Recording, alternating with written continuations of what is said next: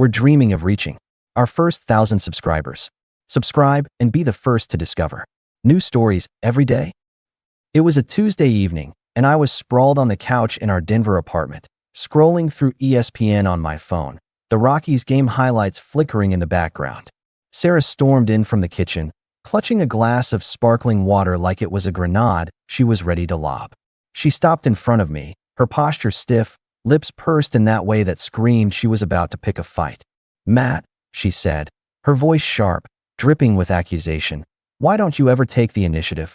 Like, I'm always the one reaching out, asking for stuff. You can't even come over and hug me without me begging for it." I set my phone down on the coffee table, slow and deliberate, and looked up at her. My eyebrows raised just enough to let her know I wasn't buying the act. "You're kidding, right?" I said, keeping my tone even but pointed. "I make your coffee every morning, plan our dinners, drive you to your yoga classes. I'm practically your personal assistant, Sarah. What's this never nonsense?" She rolled her eyes, tossing her hair back like she was in some reality TV showdown. "That's not what I mean, and you know it," she snapped, her voice rising. "It's like you're just going through the motions. I don't feel you anymore. If I have to spell out what I want, what's the point?" I leaned back, crossing my arms, my face calm, but my mind already clocking her game. She's not asking for a hug. She's testing me, trying to make me chase her approval. "So, what? You want me to read your mind?" I said, my voice light, but with a bite. "I'm doing half the work in this relationship, Sarah. You could try meeting me in the middle. Takes two, you know." She snorted, loud and dramatic, her eyes flicking to the ceiling. "Whatever, Matt. If I have to ask for affection, it's not real. Maybe I shouldn't even be here if you can't step up." Her words landed like a challenge, her tone smug, like she thought she'd cornered me. I held her gaze, unflinching. "You don't want to be here. That's your choice," I said, my voice steady, almost casual. "But don't act like I'm the one slacking when I'm carrying most of the load. You want to play the not enough card? Fine. Let's see how you like it when I stop trying." I picked up my phone, went back to scrolling, but inside, I was done. If she's going to throw my effort back in my face, I'm not playing her game anymore. She stood there for a second, probably expecting me to backpedal or grovel. When I didn't, she huffed and stomped off to the bedroom, the door slamming hard enough to rattle the picture frames. I didn't flinch. "Go ahead, Sarah. Keep pushing. You'll see what happens when I pull back." The next morning, I was up at 6:30, like always, grinding beans for my coffee. Black, no sugar, no fuss. I didn't touch Sarah's fancy oat milk or her French press, which sat on the counter like a shrine to her morning ritual. I sat at the kitchen island, sipping from my mug, scrolling through work emails. Sarah shuffled in around 7:15, her hair messy, still in her oversized sleep shirt, expecting her usual latte waiting for her. She glanced at the empty counter, then at me, her eyes narrowing. "No coffee," she said, her voice a mix of confusion and irritation. "Nope," I said, not looking up from my phone. "Didn't feel like it. You've got hands, right?" My tone was flat, like I was commenting on the weather, but I knew it'd sting. "You want to talk about initiative? Here's me taking none." She stared, her mouth half open, waiting for me to crack a smile or say I was kidding. I didn't.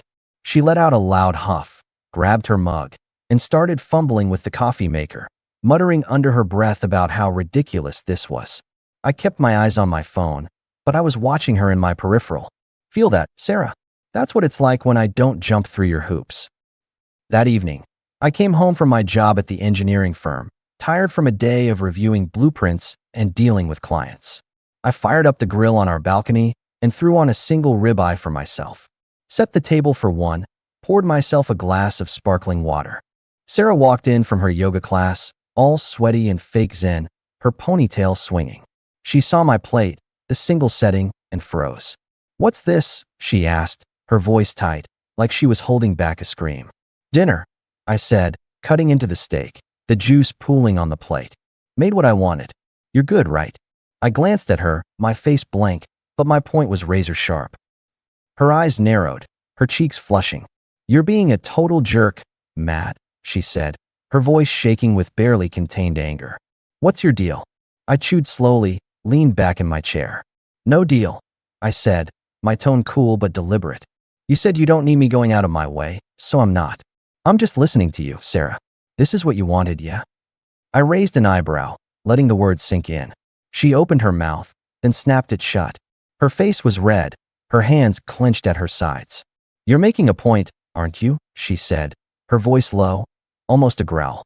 This is so petty. I laughed, short and dry. Petty?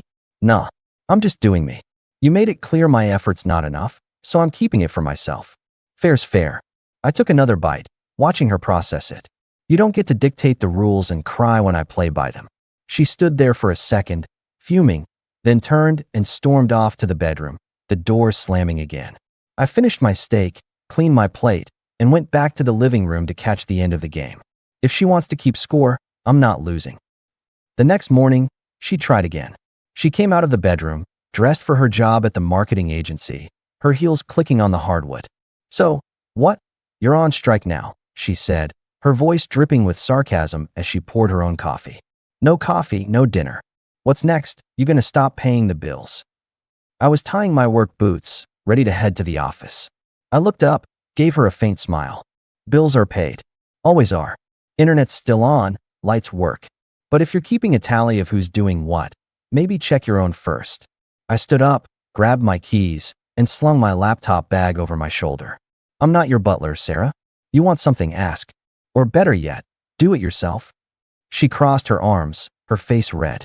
You're being childish, she said, her voice loud, like she was trying to shame me into backing down. I laughed again, sharper this time. Childish. I'm just following your lead. You said you don't want me doing extra, so I'm not. Let me know how that works out for you. I walked out, leaving her standing in the kitchen, her jaw tight. If she thinks she can guilt me into begging for her approval, she's got another thing coming. A couple of days later, we were in my F-150, driving to her friend Amy's place in Boulder for a Saturday barbecue. Sarah was in the passenger seat, scrolling through Instagram, acting like the past few days of her silent treatment and my no-initiative experiment never happened. She was chatting away, some gossip about her coworker's new boyfriend, her latest obsession with a keto smoothie recipe, like we were just another happy couple. I let her talk, nodding occasionally, but I wasn't engaging. You want to pretend everything's fine? Go ahead. I'm not playing along. The drive was 40 minutes, and I kept my eyes on the road, the mountains looming in the distance. Sarah didn't notice my silence, or she didn't care. Either way, I was done filling the gaps for her. When we pulled up to Amy's suburban house, the backyard was already buzzing. Her husband Tom flipping burgers on a shiny new grill, neighbors milling around with drinks, Sarah's co-workers from the agency laughing too loud. Amy greeted us with her usual over-the-top enthusiasm, hugging Sarah like they hadn't seen each other in years and handing me a glass of lemonade. Matt, so good to see you, she chirped, her smile a little too wide. Thanks, Amy, I said, taking the glass and nodding. Sarah was already off, giggling with her work friends, leaving me to make small talk with Tom about his grill setup. Typical. I played along, but I was watching Sarah out of the corner of my eye. Her loud laugh cutting through the crowd. She's putting on a show, acting like everything's perfect. Let's see how long that lasts. An hour into the barbecue, Amy cornered me by the cooler, her voice low, like we were sharing some big secret. So, Matt, she said, glancing around to make sure no one was listening. Sarah's been saying you're acting off. Like, super distant. Everything okay at home?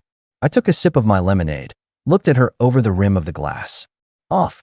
Nah, I said, my tone light but sharp. Just giving Sarah what she asked for. She says I don't need to take the lead, so I'm not. No coffee, no extra effort. Just keeping it simple. I smiled faintly, knowing full well Amy would run straight back to Sarah with it. Sure enough, 20 minutes later, Sarah marched over, her face tight, her eyes blazing. We need to talk, she said, her voice low but sharp enough to cut glass. She grabbed my arm, pulling me toward the side of Amy's house, away from the crowd. I let her lead, then leaned against the fence, crossing my arms. What's up? I said, my voice calm, almost bored. She spun to face me, her hands on her hips. Amy said you're giving me what I asked for. What the hell, Matt? She hissed, her voice trembling with anger. You're making me look like an idiot in front of my friends. I raised an eyebrow, unfazed. I'm making you look like an idiot? I said, my tone even but with a bite. I'm just doing what you told me. You said you don't need me going out of my way, so I stopped. No coffee, no dinner, no driving you around unless you ask. I'm following your rules, Sarah. What's the problem? Her eyes widened, her face flushing red. You're twisting my words, she snapped, her voice rising. I didn't mean for you to act like a jerk. I just wanted you to care more. I laughed, low and dry. Care more? I've been caring plenty. Cooking, driving, paying for half your life. You said it's not enough, so I'm done over-delivering. You don't get to complain now that I'm listening to you. I kept my voice steady, but every word was a jab, reflecting her own logic back at her. She opened her mouth, then closed it, her hands clenching into fists. You're embarrassing me, she said, her voice dropping to a harsh whisper. Everyone's gonna think we're falling apart. I shrugged, leaning back against the fence. If they think that, it's not because of me. You're the one throwing around ultimatums and whining to your friends. Maybe check your own playbook before you blame me. I took a sip of my lemonade, watching her scramble for a comeback. She didn't have one, just glared at me, her face a mix of anger and humiliation, then turned and stormed back to the party. I stayed where I was, finishing my drink. You want to play the victim, Sarah? Fine, but I'm not your punching bag. Back at the grill, Tom was flipping burgers, and Amy was hovering nearby, pretending to rearrange the condiment table. I waited for a quiet moment, then raised my voice just enough for Sarah to hear across the yard. Hey, Tom, I said, casual but loud. You know any good car dealers around here? I'm thinking of trading in Sarah's car. It's in my name, and I'm not using it much anymore. Sarah's head snapped up from where she was standing with her coworkers. She marched over, her face a storm cloud, her voice shaking. What did you just say? She demanded, loud enough to make a few people turn and stare. I looked at her, calm as hell, a faint smirk tugging at my lips. I said I'm trading in your car. I repeated, my voice steady. You don't want me doing extra, right? Driving you around's extra. So I'm simplifying things. You're welcome. Amy's eyes went wide, her mouth dropping open. Tom coughed into his drink, trying not to laugh. Sarah was practically vibrating with rage. You can't do that, she said, her voice low, trembling with fury. That's my car, Matt. Is it? I said, tilting my head, my tone almost playful but cutting. Title's in my name. I pay the insurance, the maintenance, the gas. I drive you to work, to yoga, to your girls' nights. Sounds like my car. But if you want to take over the payments, be my guest. I took another sip of my lemonade, watching her face cycle through shock, anger, and panic. You're unbelievable, she hissed, her voice breaking. You're doing this to punish me. I shook my head, my smile fading. Punish you? Nah, I'm just taking you at your word. You don't want me stepping up, so I'm stepping back. Let me know how that feels. I turned back to Tom, who was pretending to focus on the grill, but clearly listening. So Tom, about those dealers? Sarah didn't wait for his answer. She spun around and stormed into the house, Amy trailing after her, throwing me a look like I'd just set fire to the place. Tom, though, gave me a quick nod, his lips twitching. Ball's a move, man, he muttered, flipping a burger. Yeah, I thought, tossing my empty glass in the recycling bin. And I'm not done. The drive back home was silent, the kind of silence that's louder than shouting. Sarah stared out the window, her arms crossed, her jaw tight. I didn't break it. Let her stew. When we got back to the apartment, she went straight to the bedroom, slamming the door again. I didn't follow. Just cracked open a sparkling water and watched the rest of the Rockies game, my mind already mapping out the next steps. She wants to play hardball? I'm ready. For the next few days, it was a cold war. Sarah kept up her silent treatment, slamming cabinets, sighing dramatically every time she passed me. I didn't take the bait. I kept doing my thing, work, gym, cooking for myself. She tried to poke at me with little jabs, like a kid testing a parent's patience. Guess I'll just starve, huh? She said one night, standing in the kitchen doorway, staring at my plate of grilled chicken. I didn't look up from my food. Fridge is full, I said, my voice flat. You know how to use a pan? She scoffed, loud and theatrical. You're really gonna keep this up? She said, her tone mocking. What's next? You gonna stop paying the rent? I set my fork down, looked at her. Rent's paid. Wi-Fi's on. Lights work. But if you're so worried about who's pulling their weight, maybe start pulling yours. My voice was calm, but every word was a dart. I'm not your personal chef, Sarah. You want dinner? Make it. She crossed her arms, her face red. You're being such an asshole, she said, her voice rising. This isn't what I meant. Then what did you mean? I said, leaning back in my chair, my tone hard now. You said my effort's not enough, so I stopped. Now you're mad I'm doing what you asked. Pick a lane, Sarah. I held her gaze, watching her scramble for a response. She didn't have one. Just glared at me, her eyes shiny with tears she was trying to weaponize. You're making this impossible, she said, her voice shaking. I shrugged. I'm making it clear. You don't get to shit on my effort and then cry when I take it away. You want to play games, I'm out. I picked up my fork, went back to my chicken. She stood there for a second, then stormed off again, the bedroom door slamming so hard I thought it'd come off the hinges. Keep slamming doors, Sarah, I thought. It's not going to change a damn thing. The breaking point. A week later, things came to a head. It was a Friday night, and I was on the couch, watching a rerun of The Office to unwind after a long day at the firm. Sarah was pacing the living room, her phone in her hand, her energy like a storm about to break. Finally, she stopped, turned to me, her hands on her hips. If you're going to keep acting like this, I'm done, she said, her voice loud, almost shouting. I'll move out, Matt. I'm serious. I muted the TV, turned to face her, my expression calm, but my eyes hard. Move out, I said, my voice low, cold. You sure about that? 'Cause I'm not the one throwing ultimatums around like confetti. You want to go, go. But don't act like I'm pushing you out when you're the one saying my effort's not enough. Her face went red, her eyes flashing. You're impossible, she shouted, her voice cracking. You're punishing me for being honest. All I wanted was for you to show you care. I stood up, my height making her take a half step back. Honest, I said, my voice still calm but cutting like a knife. You call that honest? You shit on everything I do, coffee, dinners, driving you around like a damn chauffeur, and then act shocked when I stop. That's not honesty, Sarah. That's you wanting control without giving a damn thing back. I stepped closer, my voice dropping lower, harder. You want to leave? Door's right there. But don't expect me to beg you to stay when you've made it clear you don't value me. She froze, her eyes wide, her mouth open like she couldn't believe I'd called her out so directly. I could see the gears turning. She hadn't expected me to flip her ultimatum back on her. You're an asshole, she muttered, her voice trembling, tears starting to spill. Maybe, I said, shrugging, my tone cold as ice. But I'm not your doormat. You decide what you want, Sarah. I'm done guessing. I sat back down, unmuted the TV, and let her stand there, her tears falling silently. She didn't say another word, just turned and went to the guest room, the door closing with a soft click this time. I leaned back, staring at the screen but not really watching. Your move, Sarah, but I'm not holding my breath. The next morning, I was up at dawn. While Sarah was still asleep, I started packing her stuff. Not in a rage, not throwing things around, just methodical, like I was organizing a project at work. Clothes, shoes, her yoga mat, her overpriced skincare crap, everything went into boxes, neatly stacked by the front door. I took her apartment keys off her keyring and set them on the kitchen counter with a note. You said it's not enough that you're still here. It's not. So you're not. When she woke up and saw the boxes, she lost it. Came storming into the kitchen, her hair wild, her eyes red from crying.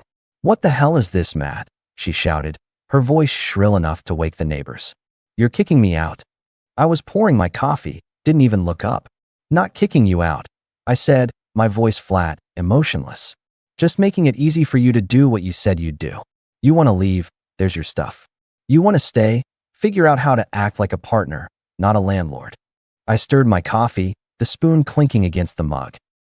She started crying again, loud, messy sobs. You can't do this, she said, her voice breaking. This is our home. We built this together. I set the spoon down, turned to face her. Our home, I said, my voice low, cold, every word deliberate.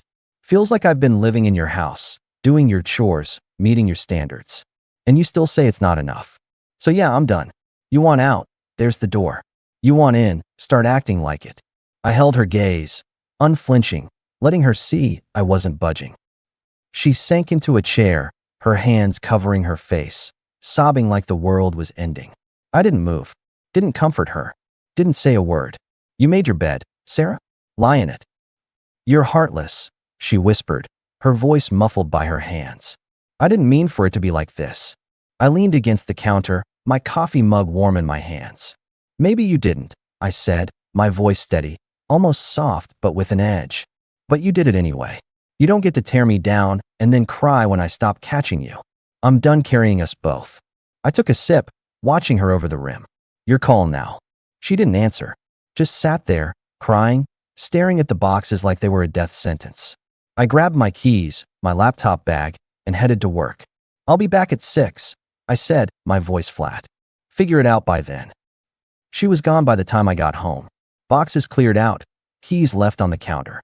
She sent a few texts over the next week, some angry, calling me cold, some pleading, saying she'd change. I deleted them without replying. Didn't need the noise in my head. A month later, I was grabbing coffee at a shop near my office when Amy walked in. She froze when she saw me, her eyes darting like she was debating whether to bolt. "Matt," she said finally, her voice hesitant. "Can we talk?" I nodded, stirring my coffee. "Sure. What's up?" She sat down across from me, fidgeting with her purse strap. "Sarah's not doing great," she said, her voice low. "She's staying with me for now. She misses you. Says she messed up big time." I leaned back, my face neutral. "Yeah, well, that's what happens when you treat someone like their efforts disposable," I said, my voice calm, no trace of anger. "She wanted to play games, Amy." "I don't play games."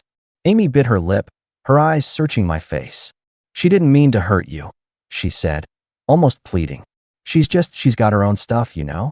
I nodded, taking a sip of my coffee. "We all do. But I'm not her therapist, and I'm not her punching bag. She made her choices. I made mine." My voice was firm, final, no room for debate. Amy looked down, her shoulders slumping.